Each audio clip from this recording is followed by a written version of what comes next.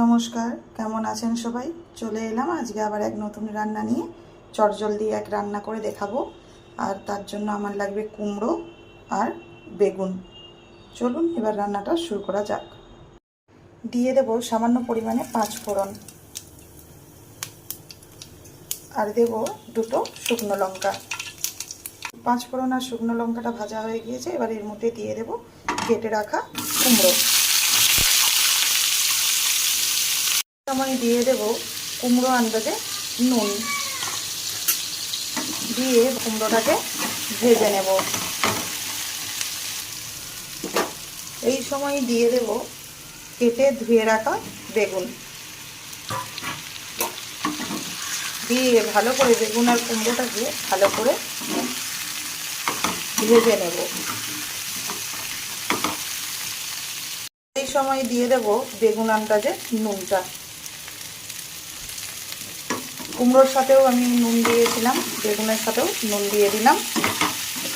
এই সময় এর মধ্যে দিয়ে দেব পরিমাণ মতো হলুদ।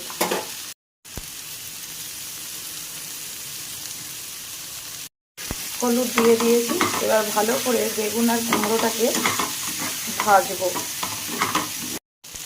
কুমড়ো বেগুনের সাথে এই সময় দিয়ে দেব মাঝখান থেকে ভেঙে দেওয়া কাঁচা লঙ্কা। আমি 3টে কাঁচা লঙ্কাকে মাঝখান থেকে ভেঙে দিয়ে দিয়েছি।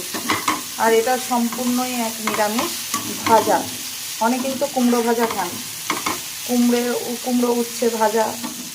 আপনাদেরকে আজকে সম্পূর্ণ নিরামিষ এক রান্না করে দেখাচ্ছি, কুমড়ো বেগুন ভাজা। শুধু এই কুমড়ো বেগুন নিরামিষ ভাজা খুব ভালো লাগে গরম গরম ভাতের সাথে, রুটির সাথেও এটা খুব ভালো লাগে।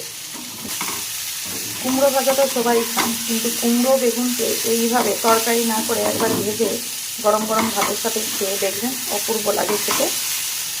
গরম গরম ভাতের সাথে খুব ভালো যায়।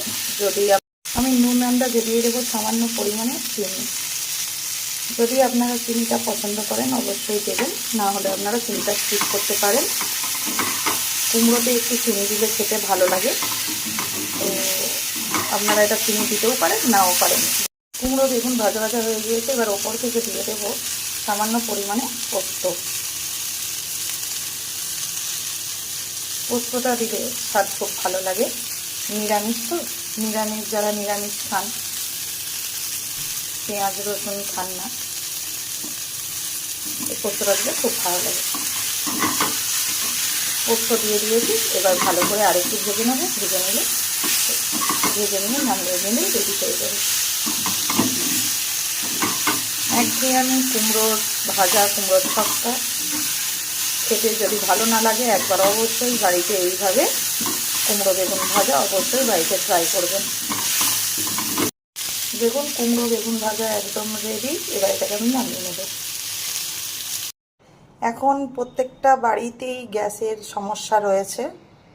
গ্যাস বাঁচানোর জন্য চটজলদি রান্না করতে গেলে কম সময়ে কম উপকরণ দিয়ে চটজলদি রান্না করার সহজ একটা রেসিপি আপনাদেরকে আজকে করে দেখালাম, নিরামিষ একটা ভাজা। যারা নিরামিষ খান তাদের জন্য এটা অবশ্যই একবার বাড়িতে ট্রাই করবেন, আর কমেন্টে জানাবেন। সাবস্ক্রাইব করতে ভুলবেন না। গরম গরম ভাতের সাথে, রুটির সাথে খুব ভালো লাগে এই কুমড়ো ভাজা। একবার অবশ্যই আপনারা বাড়িতে ট্রাই করবেন।